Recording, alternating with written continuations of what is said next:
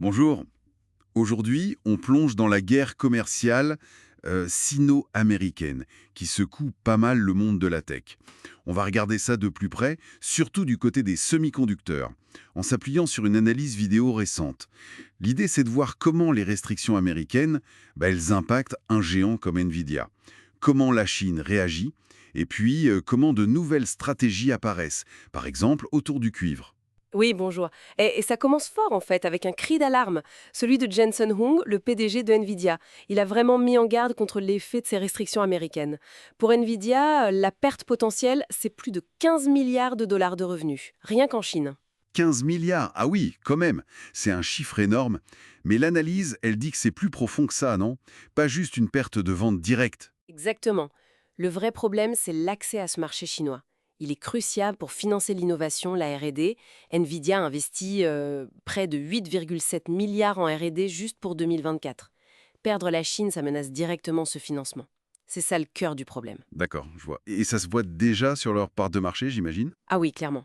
Pour les puces dédiées à l'IA en Chine, Nvidia est passé de quasiment 95% à environ 50%. La chute est brutale. D'ailleurs, Hyang l'a dit assez crûment. Ces contrôles américains, au final, ils font peut-être plus de mal aux entreprises américaines qu'à la Chine elle-même. C'était assez parlant son voyage à Pékin juste après les annonces, non? Une sorte de tentative de garder le contact malgré tout? Tout à fait. Ça montre bien la position délicate, l'équilibre très précaire pour ces boîtes. Et pendant ce temps-là, qui ramasse la mise, si je puis dire? Et l'analyse pointe très clairement vers Huawei. C'est le principal bénéficiaire de ce recul de Nvidia. Ils ont lancé leur propre puce IA, l'Ascend 920, et ils occupent l'espace, quoi. C'est fascinant parce que l'analyse dit même que certains en Chine voient ces restrictions américaines comme un coup de pouce involontaire pour Huawei. C'est un peu ça, oui.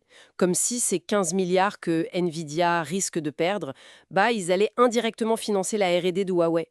C'est une lecture, en tout cas. Donc, la guerre commerciale aurait eu l'effet inverse de celui escompté, en accélérant l'innovation chinoise. C'est la thèse, oui.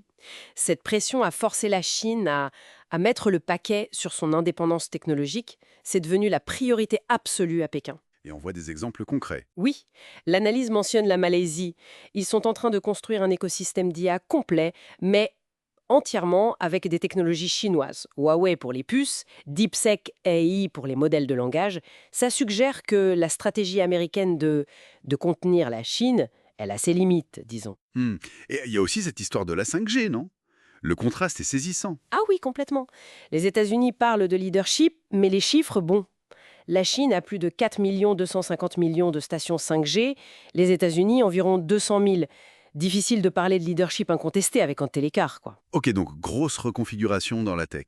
Mais l'analyse, elle parle aussi d'un autre front qui s'ouvre, sur les matières premières. C'est ça.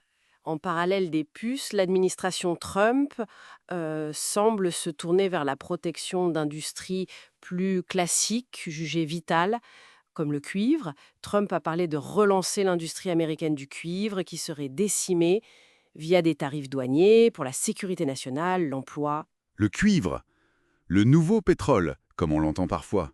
Pourquoi maintenant? C'est lié aussi à la technologie? Absolument. Le cuivre, c'est la base de l'électronique, des voitures électriques, de toute la transition énergétique en fait. La demande mondiale explose, mais l'offre, elle, a du mal à suivre.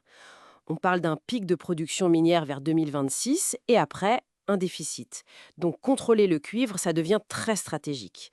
D'ailleurs, une enquête sur les importations a été lancée aux États-Unis. Et ça pourrait toucher la Chine? Où il l'est potentiellement, la Chine raffine environ la moitié du cuivre mondial, mais elle dépend énormément des importations de minerais bruts. C'est une autre corde sensible, une autre facette de cette compétition. D'accord. On voit que ça se complexifie. Tout à fait, les lignes de friction se multiplient. Bon, alors si on essaie de résumer rapidement. D'un côté, Nvidia est fragilisé par les restrictions en Chine. De l'autre, Huawei saisit l'opportunité et accélère. La Chine, elle, pousse son indépendance technologique, elle exporte même ses solutions maintenant.